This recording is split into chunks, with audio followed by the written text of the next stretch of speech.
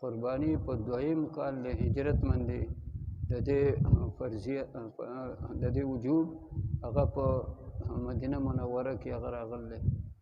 نو د دې مطلب دا چې د دې تفصیل هغه په دغه کې شوی دی د مدینه کې، او وجوب د دې هغه راغلی په دغه کې مکه کې. نحر او ذبحه دې دواړو کې فرق دی. دا سوا د اوښ نه دو کې طریقه د قربانۍ چې دا د حلالولو هغه ذبحه ده. ذبحه دې ته وایي چې قطع الاوداج، دا کوم چې د مرۍ رګونه دي چې دا د دې قطع، نو قطع الاوداج دا ذبحه ده.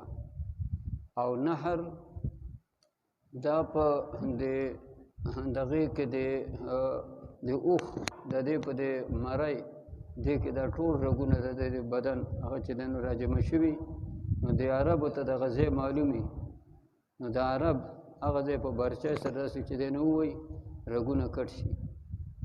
نو کله چې دو دا اوښان هغه چې دی نو دغه شان دغې نحر هغه چې دی نو کوي دو وله دا یو خپه وتړي، دی په درې خپو ولاړي، نو بیا دغه شان دا وینه ترنه بهیږي فاذا وجبت جنوبها فکلوا منها، نو دی داسې په ارتاو شي او بیا د هغې نه څرمن وښکلی شي او د هغې هغه غوښه هغه استعمالیږي.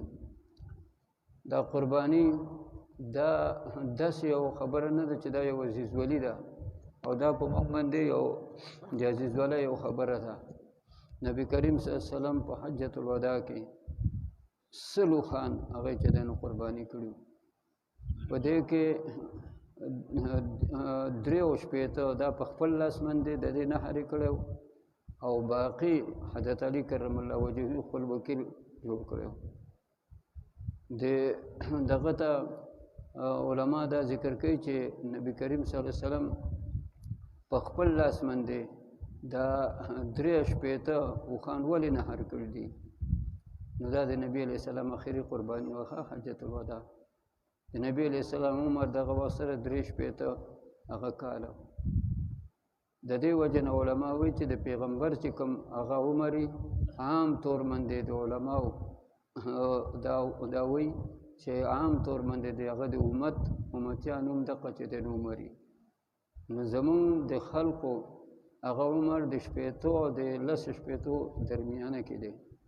دې نه وروسته الا ماشاءالله څوک 15 اوته شي، څوک 80 شي، 10 شي، چاله الله عمر چې دی نه هغه ورکړي هغه 100 کالو ته شي، څوک 100 کالو نه هغه واوري. خو دا لکه یو خاصه ونده چې دی نو خبرې الله د عمر دغه شان هغه مقرر کړي، نور عام طور باندې ده.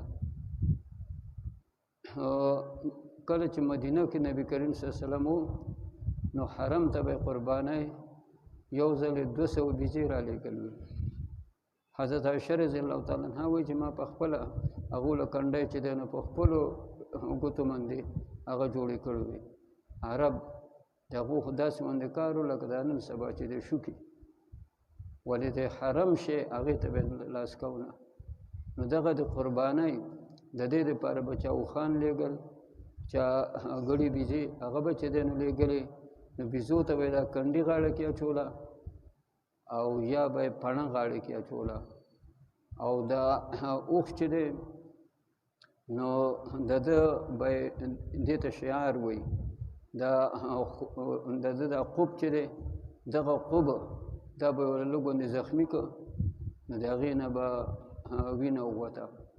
نو هغه وینه به یې چې دی نو د هغه په هغه څرمنې باندې داسې ومښله، نو دا به د دې خبرې علامه وه چې دا د قربانۍ دی، حرم ته ځي، نو دې باندې به یې ډاکه نه کوله.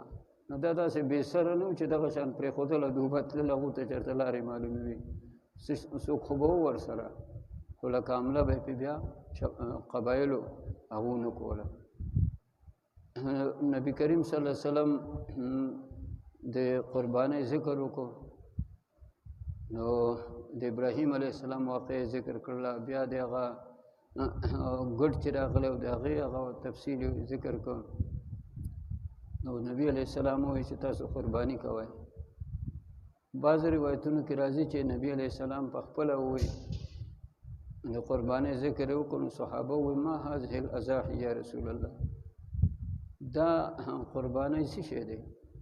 نبی علیہ السلام ورته سنت ابیکم ابراهیم، دا ستاسو پلار د ابراهیم علیہ السلام دغه سنت دی.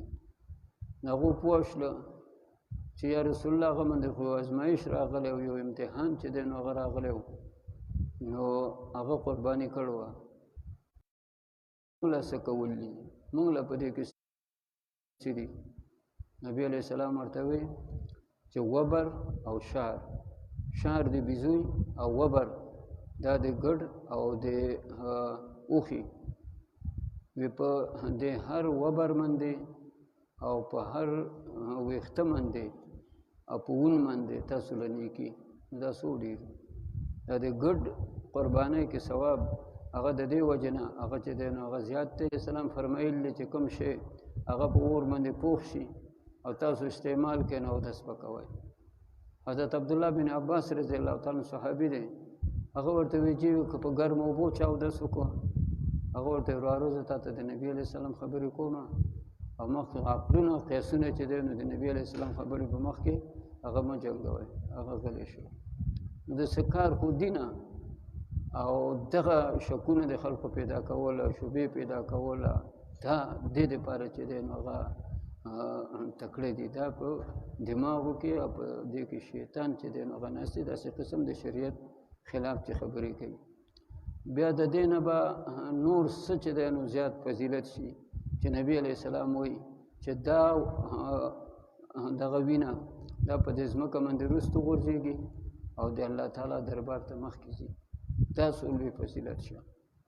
بیا د قیامت په ورځ باندې دا کرشونډی او دا غوږونه او دا ښکرې او دا لرې او دې لرې کې چې څه دي دا هر څه دا به د نیکۍ په تول کې چې دی نو چولی کېږي.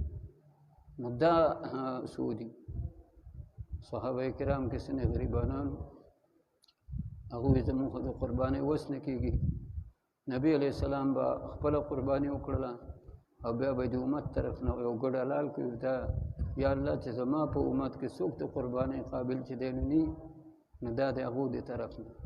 نو چې اوس پیغمبر علیه السلام د چا طرف نه قرباني کړي هغه ښه ده که نه ځینې غریب د دې وجه نه علما وایي چې کوم غریب هغه در سره چې دی نو ټل دی نو د هغه نه ځان پوه کړه.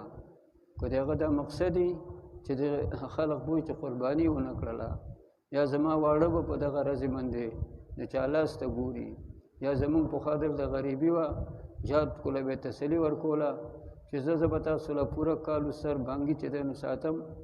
دغې ورځې باندې دا هم هغه ذهن کې کېدی چې چرګان حلالول او اگر چې د قربانۍ په نیت باندې هغه نه نو په دغه ورځې باندې چرګان حلالول دا ممنوع دي، دا مکروه دي. په دغه ورځې باندې د قرباني غوښه ده په خپله چې دی نو خوره، بل له چې دی نو هغه ورکوه.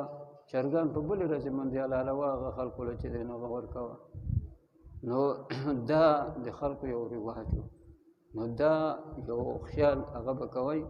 اوس الحمدلله خلکو له الله تعالی توفیق چې دی نو ورکړی دی، په یو کور کې څو قربانۍ هغه کېږي، دا د الله احسان دی.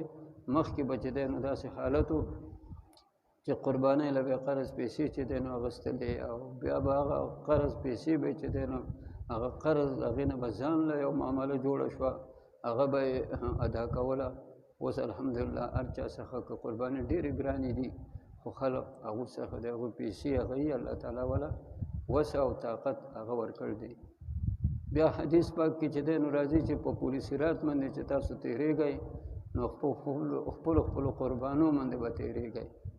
نو دې وجه نه قرباني چې څو ښي او خوندناکه او ښایسته لیکن دا ذهن کې کېدی چې علماو په دغې کې ګډ بیزو کې دا ګډې غوره کړل دي او بیا بیزه چې شي نو دې کې وګورئ بیا بیزه ده. بیا غوایي او غوا چې شي نو دې کې فضیلت د غوا دی، د غوایي چې دی نو هغه نه دی.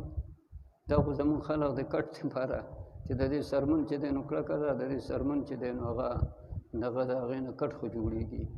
غوا هغه چې دی نو هغه بهتر ده. او اوښ والبدن جعلنا لكم من شعائر الله دا اوخته هم اوخي ته هم وي هغه کې نره ماده هغه یو شی دی دا د دې سرسری وندې مسلې هغه تاسو ته ما ذکر کړی